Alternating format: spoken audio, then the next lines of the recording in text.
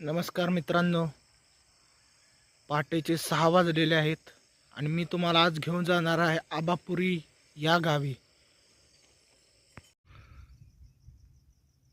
आबापुरीला नक्की जायचं कसं, तर मी तुम्हाला सांगू इच्छितो. याकरता 2 मार्ग आहेत. एक निगडी मार्गे वरणे आणि दुसरा मार्ग आहे बोरगाव मार्गे वरणे.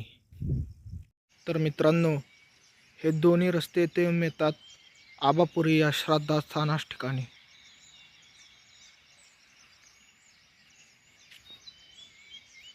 हा बोरगाव रोड आहे, हा निगडी रोड आहे. तर पुढचा प्रवास करूया पायी. ज्याच्या श्रद्धा असेल उरी, त्याला भैरवनाथ दिसेल मोरारी. चांग भलं रे चांग भलं, भैरवनाथाचं चांग भलं म्हणत म्हणत आपण आबापुरी या ठिकाणी पोचलेलो आहे. अतिशय शुद्ध वातावरण आहे. पक्ष्यांचा किलबिलाट चालू आहे.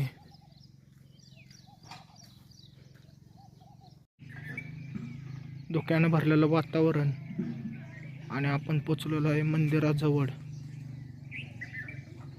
हे मंदिराचं शिखर आहे. मंदिराच्या आसपासचा परिसर आहे. या मंदिराला 2 दरवाजे आहेत. हा आहे पूर्वमुखी दरवाजा आणि हा आहे दक्षिणमुखी दरवाजा. चला,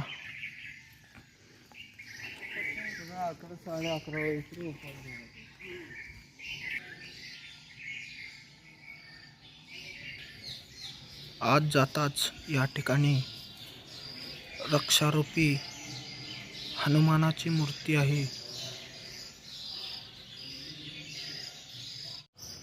भैरवनाथ हे शिवस्वरूप असल्यामुळं त्यासमोर हे नंदीचं स्थान आहे आणि हा सुसज्ज सुंदर गाभारा या ठिकाणी आहे. भैरवनाथाच्या नावाने चांगली. तसेच हे मंदिर प्राचीन दशकातलं आहे. अंबाजोगेश्वरीच्या नावाने चांगली. हे बाळंगण आहे. या ठिकाणी दरबार भरतो.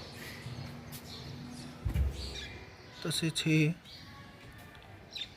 समोर शिवकळा प्राप्तिस्थान आहे. थोडक्यात दोन्ही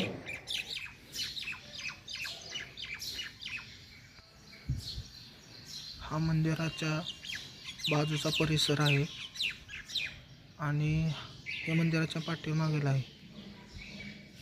हे मंदिराचं शिखर आहे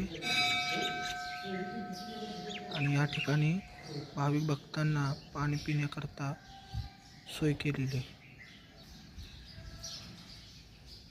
हा मंदिराच्या बाजूचा परिसर आहे. प्रदक्षिणा करण्याकरता हा परिसर आहे.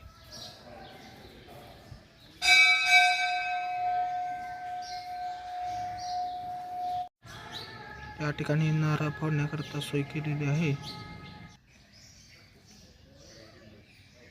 हे महापुरुष काळ भैरवनाथाचं मंदिर आहे.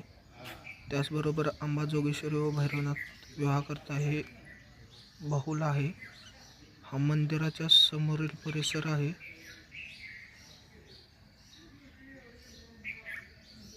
तसेच ही समोरील दीपमाळ आहे. मंदिराच्या तसेच या ठिकाणी भाविक भक्तांसाठी भगवंताला नेण्याकरता हाराची सोय सुद्धा या ठिकाणी आहे.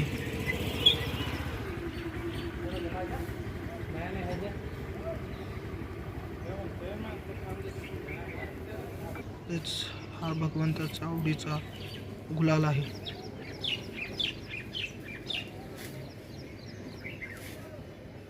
चला, वरील मंदिरात जाऊया.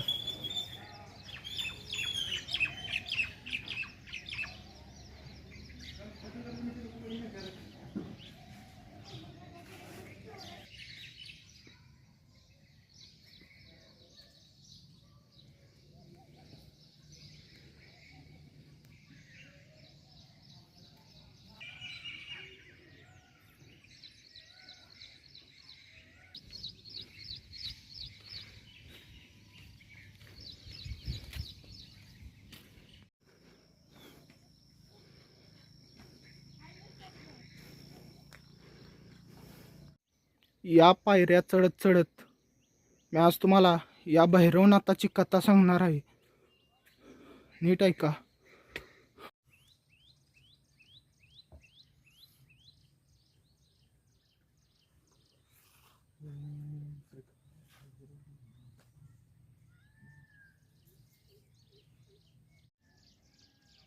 फार वर्षापूर्वी व्यापारी मसाल्याचे पदार्थ घेऊन इथून वाहतूक करत असत. हे करत असताना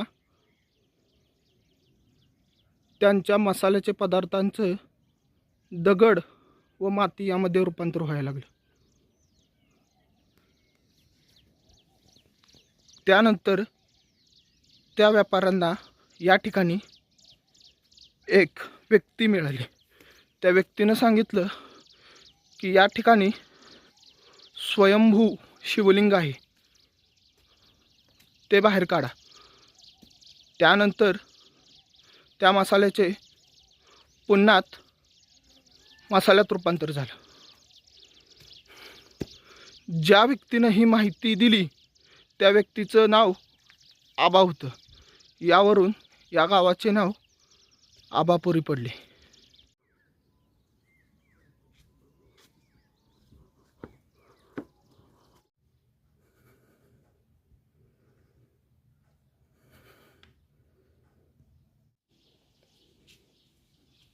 तसेच दर रविवारी या ठिकाणी दरबार सुद्धा लागतो. भाविक भक्तांना जर का काही प्रश्न विचारायचे असतील तर ते प्रश्न या ठिकाणी सोडवले जातात. पौर्णिमा, अमावस्या,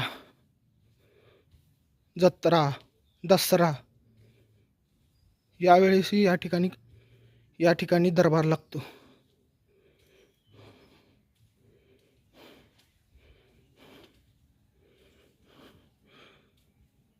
कसा वाटला माझा प्रवास मला अवश्य कळवा. लाईक करा, सबस्क्राईब करा, कमेंट करा.